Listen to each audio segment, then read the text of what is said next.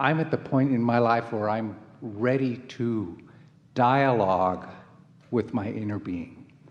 I react, I feel, I make my choices through feeling, but I love the Abraham and Esther dialogue, or the Jerry can dialogue. And let us tell you the place to start. It's not really starting because you've already started, but this is what we would focus on. This is the emphasis that we would focus on.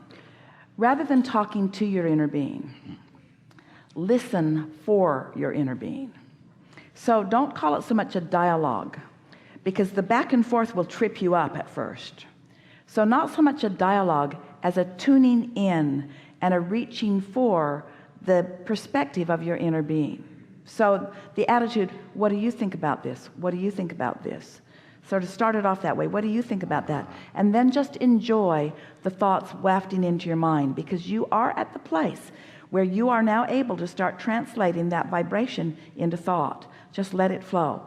But if you try to talk back, you'll mess up the flow.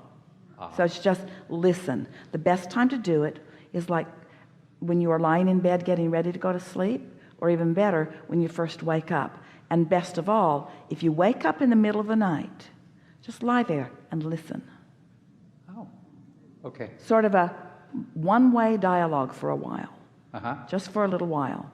And then before you know it, the dialogue is more than just thoughts and words. It's impressions, it's impulses, it's expanded emotion, it's appreciation for something that you're seeing that is just turning you inside out. It's increasing your capacity to realize the perfection of this moment in time.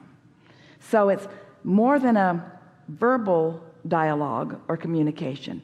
It's like an allowing of who you really are to be present in this moment in time. And you're already doing some of that. Right. Yes. Right. If it is with me, if my inner being is with me, it's got to be having a lot of fun right now. Having a lot of fun and having a lot of interest and having a lot of new experiences and having a lot of desire to focus in such a way that you know it that. Sort of like hearing a funny story and wanting someone to tell it to. It's nice to be feeling it on your own. The other day, Esther was having lunch with a friend. And she had just had a week with a group of people, her daughter and husband and their 2 children, and another couple and their son, and another person that they'd spent a lot of time together during this week. And they were laughing a lot and enjoying each other a lot. So now those people are not there, and Esther is having this meal with her friend, and she is saying, I am so happy about and excited about all of the time that is before me, that I get to discover the deliciousness of all of these people. She was just in such a mode of savoring the funny things they say and the funny things they do, and the cooperative dance that they were all doing together, and the bigger life experience that was happening for all of them because of the communication between them. In other words, Esther was in such a mode of appreciation about these people and the ongoing delicious experience that she is sure of. And her friend said, maybe the most profound thing that she's ever heard anyone say, and the timing of it could not be more perfect.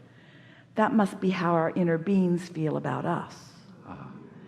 And then goosebumps covered them and tears came down their face, because the realization of how Source feels about you, how intertwined and how happy and how in love with life and how proud of you, and how Source revels in all of your feelings of success and all of your feelings of interest.